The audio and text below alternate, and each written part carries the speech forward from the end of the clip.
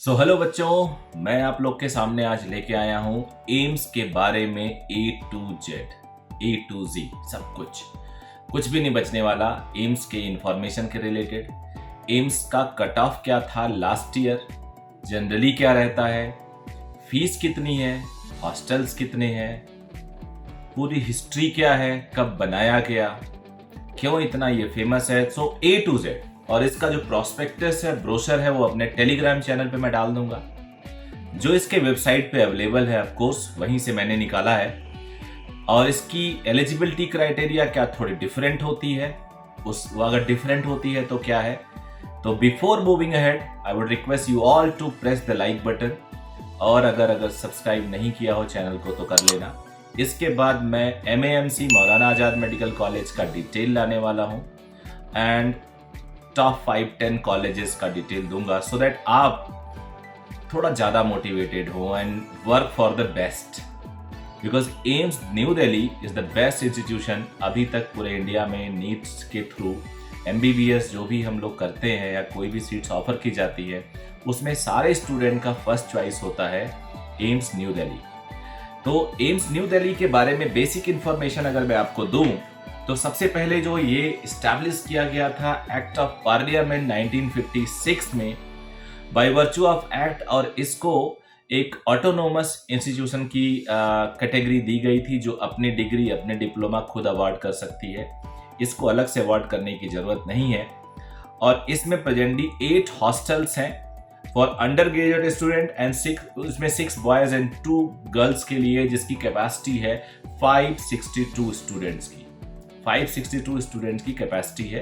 Complete residential institution है ये, जिसमें सारे स्टाफ, सारे बच्चे, इंटर्न्स और सीनियर रेजिडेंट, जूनियर रेजिडेंट सारे के सारे अंदर ही कैंपस में ही रहते हैं। टिल 2008 इसमें सिर्फ और सिर्फ 50 स्टूडेंट्स लिए जाते थे। 50 स्टूडेंट्स का एडमिशन होता था। उसके बाद ये नंबर इंक्रीज करके 77 कर दिया गया, और फिर ये नंबर 2017 से ये नंबर बढ़ा के 107 कर दिया गया MBBS में। और प्रेजेंटली 2020 में इट वाज 132। और आज की डेट में इसमें कितने स्टूडेंट्स हैं? 125 नंबर ऑफ स्टूडेंट्स लिए जाते हैं इंडिया से, और 7 फॉरेन नेशनल्स, जो यही 22 में जो किया गया था वही अभी भी है। जिसमें पूरी अगर बाइफरकेशन किया जाए तो 50 seats are open for general candidates, 19 for SC, 10 that is for ST, OBC के लिए 33, EWS के लिए 13। तो ये पूरा नंबर होता है 125। Although 6 seats PWD person with disability के लिए आरक्षित किया गया है, बट वो हॉरिजॉन्टल रिजर्वेशन है, उसी जनरल की सीट्स वो भी ले जाते हैं। यानी एक तरह से कहा जाए, अगर 2 अंडर अनरिजर्व यानी जनरल कैटेगरी में PWD की सीट्स है, तो नॉर्मल जनरल स्टूडेंट के लिए 48 सीट्स हैं। 2 सीटें वो दी जाती है PWD के लिए, 2 OBC के लिए और 1 SC है, 1 ST है। 7 seats are given for foreign nationals, but the eligibility criteria for foreign nationals are same. They have to appear for NEET examination. Their marks in class 12 will be exactly same as of Indian candidates. उनके भी वही criteria है। तो मतलब एक तरह से देखा जाए तो बेसिक क्राइटेरिया सबके लिए सेम है। तो ये तो रही सीट की बात। बाकी प्रॉस्पेक्टस में ड्यूरेशन ऑफ कोर्स वगैरह भी दिया गया है, उसके बारे में नहीं बता रहा हूँ। हाँ, आप लोग को कुछ और खास मैं इसके बारे में बताता हूँ जो आपको जानना बहुत जरूरी है। सबसे ज़्यादा जरूरी तो फीस कितनी है, लेकिन उससे पहले मैं 2021 का कट ऑफ बता देता हूँ, जिसके लिए आप मुझे लगता है इंतजार कर रहे हो। और काफ़ी लोगों ने इस पे वीडियो भी बनाया है, काफ़ी लोग इसको जानते भी हैं। तो मेरे हिसाब से अगर मैं आपको बताऊं तो जनरल कैटेगरी की क्लोजिंग हो गई थी ऑल इंडिया रैंक 53 तक। 53 was the last admitted student whose marks was 706 out of 720. And in OBC for first round it was all India rank 250 and marks was 695. And EWS में all India rank 254 था, marks 695 ही था। SC category में 680 marks था और all India ranking थी 875, यानी SC category तक आते आते 680 हो गया। General PWD 3324 was the all India rank and marks was 650. ST category में 4820 and marks was 645 मार्क्स हो गया था। OBC PWD में 601 मार्क्स था और ऑल इंडिया रैंकिंग थी 18,235 was the all India ranking. ST PWD में all India ranking was 53,879 and marks was 539. And SC PWD में all India ranking was 1,16,567 and marks was 466. तो 466 the lowest intake in any category. हाँ, second round में सिर्फ एक seat खाली थी OBC की। पहले में शायद डॉक्यूमेंटेशन कंप्लीट ना होने की वजह से एक बच्चे को नहीं मिला और उसके मार्क्स थे 695, यानी मार्क्स वाइज कोई डाउन नहीं हुआ ओबीसी का। फर्स्ट राउंड में भी यही था, बट इस बच्चे की ऑल इंडिया रैंकिंग 256 थी और पहले राउंड में आखिरी जो एडमिटेड था उसकी रैंकिंग थी 250, यानी 250 से 256 हो गया एक बच्चे का और कोई चेंज नहीं आया। यानी 706 से 466 is the range across all the category for AIIMS new Delhi. तो ये तो इंफॉर्मेशन हो गया आपको इनटेक का। इसके बेसिस पे आप सोच सकते हैं 2022 में क्या रहने वाला है। मेरे हिसाब से 2022 में बहुत ज़्यादा चेंज नहीं एक्सपेक्ट कर सकते हैं। हाँ, अपर लेवल पे चेंज हो सकता है depending on the test paper. So those who are discussing, those who are planning, those who are making videos, the expected cutoff, believe me, all are hypothetical. There is no clue, there is no base. Without knowing paper, how can you judge about the cutoff percentage? So absolutely rubbish. I don't think we should even talk about the expected cutoff. Yes, for top colleges, it would not change rapidly or abruptly. वहाँ पे ज़्यादातर वही रहता है। तो those who are performers, those who are willing for high level of achievement, best college चाहिए, उनको तो मान के चलना चाहिए। They have to appear and solve all questions 720 की ही ट्राई करें। अब थोड़ी बात कर लेते हैं एलिजिबिलिटी की।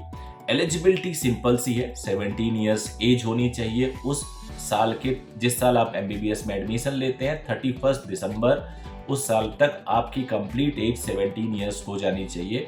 काफ़ी लोग इस एज क्राइटेरिया को फुलफिल नहीं करते। एजुकेशनल क्राइटेरिया PCB वगैरह जो आपके नीट के प्रॉस्पेक्टस में दिया हुआ है। मिनिमम मार्क्स यहाँ थोड़ा डिफरेंट है। यहाँ पे मिनिमम मार्क्स एग्रीगेट लिया जाता है English, physics, chemistry and biology में। मतलब चारों को मिला के अगर आपकी फिजिक्स में कम हो तो टेंशन मत लीजिए, केमिस्ट्री में कम हो तो टेंशन मत लीजिए, इंग्लिश में कम है तो टेंशन मत लीजिए। 60% जनरल और OBC का एग्रीगेट चाहिए। उसके बाद SC ST का 50% चाहिए एंड PWD कैंडिडेट्स के लिए 45% चाहिए। So 60, 50, 45 is the aggregate marks in physics, chemistry, biology plus English. तो I hope it is clear now. अब आ जाते हैं फॉरेन नेशनल। फॉरेन नेशनल के लिए भी सेम क्राइटेरिया, उन्हें भी PCB और इंग्लिश में 60, 50 एंड 45 चाहिए होगा और 60% ही चाहिए होगा, उनको रिजर्वेशन नहीं दिया जा रहा है और उनका भी एज क्राइटेरिया वही होना चाहिए और उनको नीट में अपीयर होना चाहिए। सुप्रीम कोर्ट के कुछ रूल्स हैं एंटी रैगिंग के, 10,000 की फाइन वाइन, वो सब आप जानते हो। अब सबसे इंटरेस्टिंग बात बताता हूं मैं आपको, एम्स न्यू दिल्ली की फीस कितनी है। सबसे इंटरेस्टिंग, आप अपनी फीस इमेजिन करो स्कूल की। मोस्ट ऑफ द स्टूडेंट जो प्राइवेट स्कूल में पढ़ते हैं, CBSE, ICSE, ISC बोर्ड और कोई बोर्ड, उनकी फीस कितनी है और आप एम्स की फीस की कंपेयर करो, एम्स के हॉस्टल की फीस कंपेयर करो, यू सरप्राइज, आप दंग रह जाओगे। तो चलो मैं आपको डिस्कस करता हूं एम्स की फीस कितनी है। तो एम्स की फीस आप सुन के हैरान हो जाने वाले हैं और मुझे नहीं लगता कि आप अपने प्राइमरी स्कूल में भी इतनी कम फीस में कहीं पढ़ाई की हो और देश के सबसे बड़े ऑर्गेनाइजेशन में, सबसे बड़े इंस्टीट्यूशन में, सबसे बड़े मेडिकल कॉलेज में, जिसमें इतनी बड़ी OPD होती है, जिसमें इतने सारे पेशेंट आते हैं, जो हर जगह हार मान जाता है एम्स में जाता है। सारे देश के प्रधानमंत्री, मंत्री, मिनिस्टर्स, प्रेसिडेंट सब जहाँ पे जाके अपनी इलाज कराते हैं। उनकी एकेडमिक फीस का रजिस्ट्रेशन फीस है सिर्फ 25 रुपीज़, कॉशन मनी है 100 रुपीज़, ट्यूशन फीस है 1350 रुपीज़ और ये एकेडमिक ईयर की है। Laboratory fees 90 rupees, student union fees है 63 रुपीज़, यानी टोटल एक साल की फीस है 1628 रुपीज़। थोड़ा बहुत ये इसमें इंक्रीमेंट हो जाएगा 2-4-10%। हॉस्टल एंड अदर फीस सुनिए, यानी 1628 रुपीज़ फीस है, 1628 रुपीज़। जब हम गवर्नमेंट हम पे इतना खर्च करती है, आप सोचो ना, इमेजिन करो, हमें कई जो चीज़ें फ्री में मिलती हैं उनकी हम कदर नहीं करते हैं।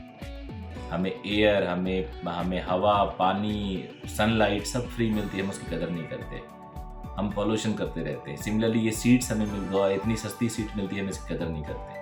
ज़रा सोचिएगा इस बारे में। हॉस्टल रेंट है सिर्फ 990 रुपीज़, उसमें जिम खाना फीस है 220 रुपीज़ और पॉट फंड है, POT फंड, ये 1320 रुपीज़ है। ये मुझे पूरा इसके बारे में डिटेल नहीं पता। Electricity charges 198 rupees. उसके बाद मेस सिक्योरिटी 500 जो रिफंडेबल है, हॉस्टल सिक्योरिटी जो रिफंडेबल है वो 1000 रुपीज़, यानी टोटल 4228।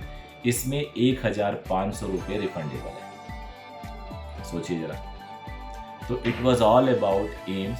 अगर आपको अच्छा लगता है, इस ऐसे और वीडियोस चाहिए आपको किसी और कॉलेज के बारे में डिटेल, तो प्लीज़ मुझे बताइएगा और मैं डेफिनेटली कोशिश करूँगा कि आपको अच्छी नॉलेज प्रदान करूँ, इन्फॉर्मेशन प्रदान करूँ।